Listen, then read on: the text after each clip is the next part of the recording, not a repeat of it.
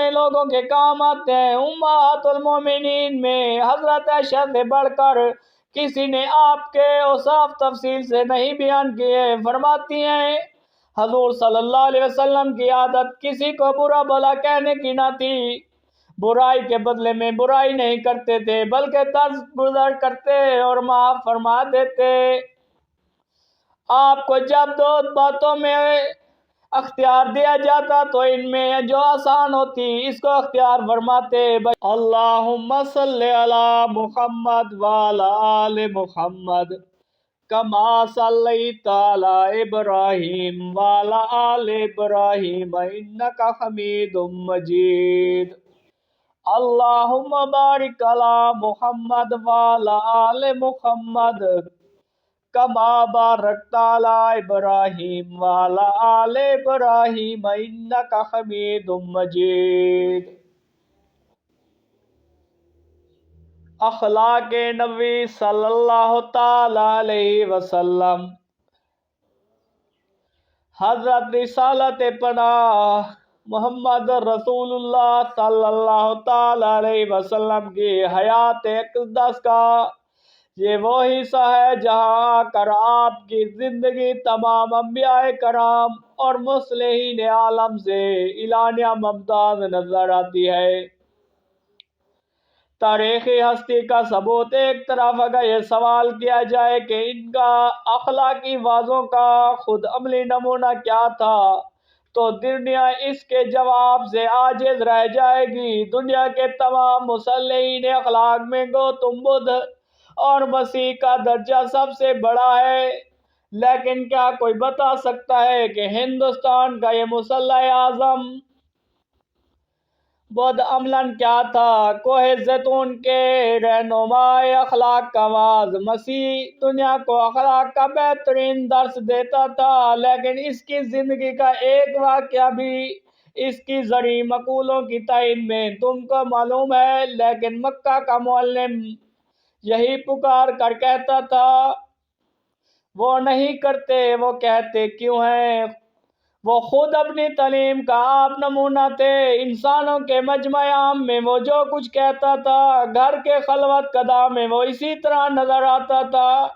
اخلاق و عمل کا جو نقطہ دوسروں کو سکھاتا تھا اور خود اس کا عملی پیکر بن جاتا تھا۔ بیوی سے بڑھ کر انسان کے اخلاق اور کون رازدان ہو سکتا ہے؟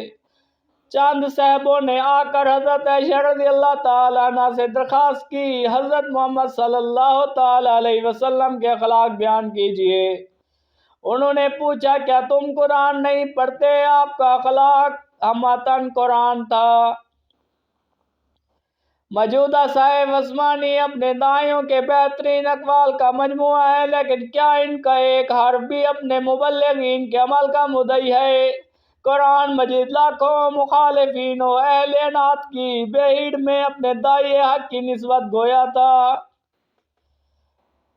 اے محمد صلی اللہ علیہ وسلم تم اخلاق کے بڑے درجے پر ہو۔ بے درد نکتہ چین آج 1300 برس کے بعد آپ صلی اللہ علیہ وسلم کو سنگ دل کہتے ہیں، لیکن اس وقت جب آپ یہ سب کچھ ہو رہا تھا قرآن و خود دشمنوں کے مجمع میں آپ کی نسبت کی شہادت دیا رہا تھا۔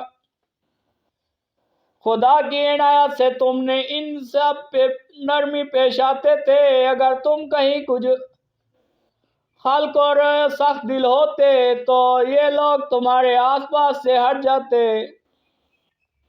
تمہارے پاس تم میں سے خود ایک پیغمبر آیا، اس پر تمہاری تکالیف بہت شاک گزرتی ہیں، تمہاری بھلائی کا وہ بھوکا ہے، اہل ایمان پر نہایت نرم اور مہربان ہے۔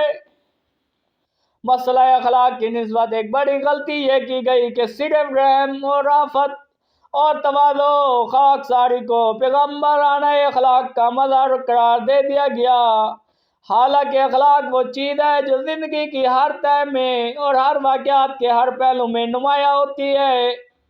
دوست دشمن، عزیز و بیگانہ، صغیر و کبیر، مفلس و تاجر، صلح، جنگ، خلوت، جلوت، غز، ہر جگہ ہر ایک تک دائرہ اخلاق کی وسعت ہے۔ حضرت صلی اللہ علیہ وسلم کے عنوان اخلاق پر اسی حیثیت نظر ڈالنی چاہیے۔ اس سے پہلے کہ حضور انور صلی اللہ تعالی علیہ وسلم کے اخلاق مبارکہ کے جزئی اور تفصیلی واقعات لکھے جائیں، ان سائیوں کے بیانات زیر تحریر آتے ہیں جنہوں نے حضور صلی اللہ علیہ وسلم کی خدمت میں سالہ سال اور مدت آئے اور درے بسر کی ہے، اور جو آپ کے اخلاق و عادات کے دفتر کے ایک ایک حرف سے واقف تھے۔ انسان کے حالات کا واقف کار بیوی سے بڑھ کر دنیا میں کون ہو سکتا ہے؟ حضرت خدیجہ الکبریٰ جو نبوت سے پہلے اور نبوت کے بعد 25 برس تک آپ صلی اللہ علیہ وسلم کی خدمت میں زوجیت میں رہی، زمانہ آغاز وحی میں آپ کو ان الفاظ میں تسلی دیتی تھی: ہرگز نہیں، خدا کی قسم آپ کو کبھی بھی غمگین نہیں کرے گا۔ آپ صلہ رحمی کرتے ہیں، مقروضوں کا بار اٹھاتے ہیں، غریبوں کی امانت کرتے ہیں، مہمانوں کی ضیافت کرتے ہیں، حق کی حمایت کرتے ہیں، مصیبتوں میں لوگوں کے کام آتے ہیں۔ امہات المومنین میں حضرت عائشہ سے بڑھ کر کسی نے آپ کے اوصاف تفصیل سے نہیں بیان کیے۔ فرماتی ہیں حضور صلی اللہ علیہ وسلم کی عادت کسی کو برا بھلا کہنے کی نہ تھی، برائی کے بدلے میں برائی نہیں کرتے تھے بلکہ درگزر کرتے اور معاف فرما دیتے۔ آپ کو جب دو باتوں میں اختیار دیا جاتا تو ان میں جو آسان ہوتی اس کو اختیار فرماتے، بشرطے کہ وہ گناہ نہ ہو، ورنہ آپ اس سے بہت دور ہوتے۔ آپ نے کبھی بھی کسی سے اپنے ذاتی معاملے میں انتقام نہیں لیا، لیکن جو احکام الہی کی خلاف ورزی کرتا خدا اس سے انتقام لیتا تھا۔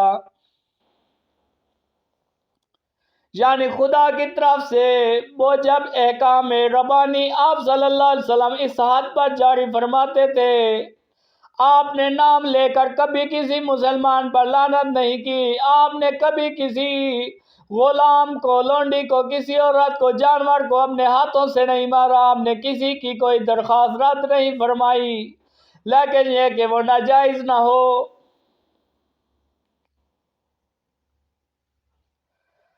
آپ جب گھر کے اندر تشریف لاتے تو نہایت خندہ پیشانی، ہنستے مسکراتے، دوستوں میں پاؤں پھیلا کر نہیں بیٹھتے تھے، باتیں ٹھہر ٹھہر کر اس طرح فرماتے کہ کوئی یاد رکھنا چاہے تو یاد رکھ لے۔ حضرت علی رضی اللہ تعالیٰ عنہ جو حضور صلی اللہ تعالیٰ علیہ وسلم کے تربیت یافتہ تھے اور آغاز نبوت سے آخر تک کم از کم 23 برس آپ کی خدمت اقدس میں رہے۔ ایک دفعہ حضرت امام حسین نے ان سے آپ کے اخلاق و عادات کی نسبت سے سوال کیا تو فرمایا: آپ خندہ جبین، نرم و خو، مہربان طبع تھے، سخت مزاج اور تنگ دل نہ تھے، بات بات پر شور نہیں کرتے تھے، کوئی برا کلمہ منہ سے کبھی نہیں نکالتے تھے، عیب جوڑ تنگ گیر نہ تھے، کوئی ایسی بات ہوتی جو آپ کو ناپسند ہوتی تو اس سے اغماض فرماتے تھے، کوئی آپ سے اس کی امید رکھتا تو نہ اس کو مایوس کرتے تھے اور نہ منظوری ظاہر فرماتے تھے، یعنی سراپا انکار و تردید نہیں کرتے تھے۔